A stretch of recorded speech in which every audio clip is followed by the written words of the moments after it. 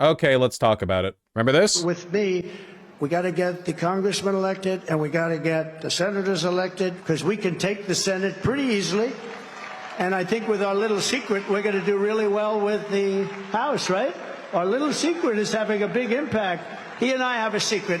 We'll tell you what it is when the race is over. He's talking to Speaker Mike Johnson there, it seems. I didn't know at the time when I was watching the rally who he was talking to, because the close-up camera view, but it seems he was talking to Speaker Mike Johnson.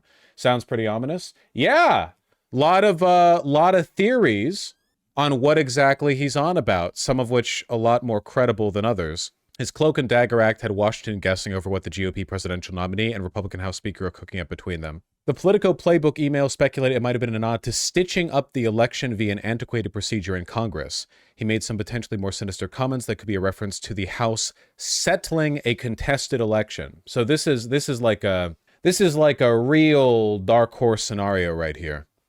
In this scenario, Trump and Johnson could be laying the ground for a possible contingent election should the presidential race end up too close to call. That would allow Trump to lose the electoral vote and the popular vote and still legally end up back in the White House. If neither candidate reaches the 270 votes required to take the Electoral College, the outcome could be decided on Capitol Hill. This is the classic 269-269 scenario. Each state delegation in the House of Representatives gets a single vote for president. Each state delegation in the Senate gets a vote for vice president, irrespective of the size of the states. Stupid system. That being said, the odds of things actually setting 269 to 269 seem pretty low to me. It gives me the feeling, though, I feel like this isn't what they were talking about.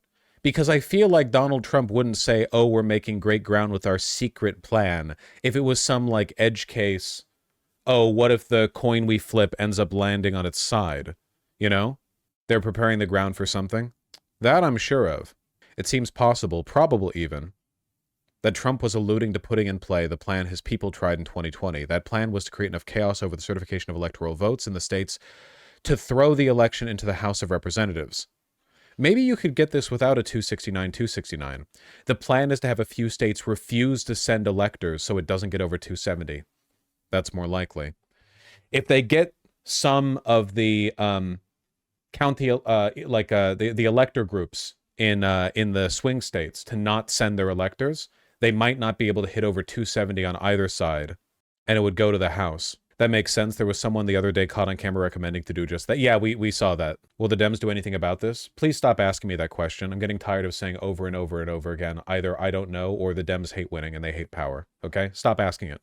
Johnson will just fuck up the process so neither candidate reaches 270. I ask, and I'm asking like non-rhetorically, like I'm genuinely asking, what possible recourse does a democracy have for behavior like this that isn't arrest of people attempting to obfuscate the results of the process and throw the election in favor of fascism? It seems like a system in which this is not illegal is a system that doesn't work. It's like an obvious fault. It's like an idiot. It would be like if you found a legal loophole where you could murder people with no consequences whatsoever, like just freely, because instead of murdering them, you're actually setting up like a kind of legal Rube Goldberg machine or whatever. I mean, we do social murder all the time, but usually that's through law, not through individual action. Any system in which you can just get away with this, that's just like, well, obviously there should be a law against it. It should be illegal. Didn't Georgia block these attempts? Yeah, but we'll see. Keep in mind that even if the electors do something illegal, there is a possibility the courts just, like, reaffirm it anyway, right? I mean, at the end of the day, all of this comes down to court rulings if we're talking about stuff like withholding the electors. Wait, does this mean if we win the House in the election, then Johnson can't do anything? The House of Representatives is sworn in before January 6th, isn't it? Isn't the new House sworn in early enough? Yes? Yeah, so if we won the House, it would be a moot point. But even then, it would be like it would be like a knife's edge victory. It would be like, you need to win first of all, Kamala Harris needs to win the Electoral College, because if she loses the Electoral College, Trump just wins anyway. And then you have to win the House, because if you lose the House, they withhold electors and it doesn't reach 270, and then we lose in the House, you know? So it's like we need to win at every point to not lose to the fascists, and they only need one win at one point, you know? The system is stupid. This isn't even the system. This isn't the system. This isn't how it's supposed to work at all. This is just a deliberate manipulation of antiquated rules being done in bad faith by people who are trying to destroy the government. This isn't like the way it's supposed to work. Then I don't even think there's like a precedent for this. I have no idea what would even happen. In a sane country, if like even attempting all of this should just put you in jail. Like, congratulations, you're going in a hole in the ground. Like, if planning to shoot up a building is a crime, and it is, justifiably so, in my humble opinion, I think the law is right on that one. All of this, even planning for this, has to be a crime. Merrick Garland, what are you doing right now? And I feel like one of these scenarios results in the Pentagon marching in the Capitol building or the White House. I mean, I don't think marching on, but like after January 6th, the Pentagon did step in. So it's possible that like if things get feisty enough, that does happen. But it's like all of this could be avoided if you just enforce the law. Pentagon isn't controlled by the left or right. Yeah, but the Pentagon doesn't like Trump because he's like an obvious America-hating dictator who is buddy-buddy with all of the enemies of the Pentagon. Like, the Pentagon is primarily concerned with national security, and Donald Trump is the largest security risk in American history by a huge margin. The states wouldn't even have to do it themselves. If the election is as narrow as like 272 to 267, you only need 3 spineless, faithless electors betray on their own account. Yeah, I mean, it seems like that's the plan. So I guess this is what we have to look forward to. No one even gives a shit, man. I don't even see that much media coverage of it.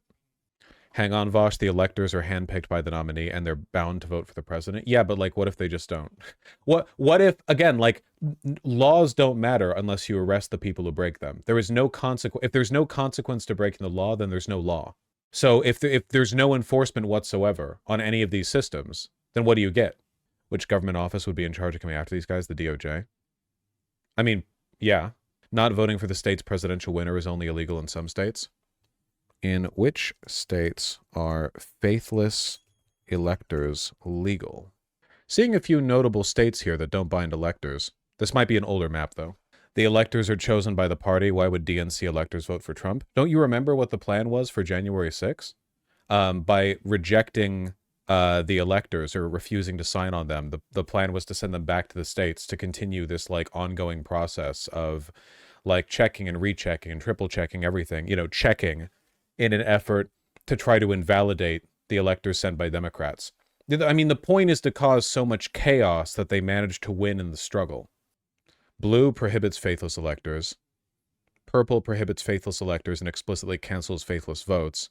Gray has no laws to that effect. And of course, in the gray category, we have Pennsylvania and Georgia. Well, Tuna Tataki, this is winning with the House, or helping with the House. Whatever, we're doing speculation here.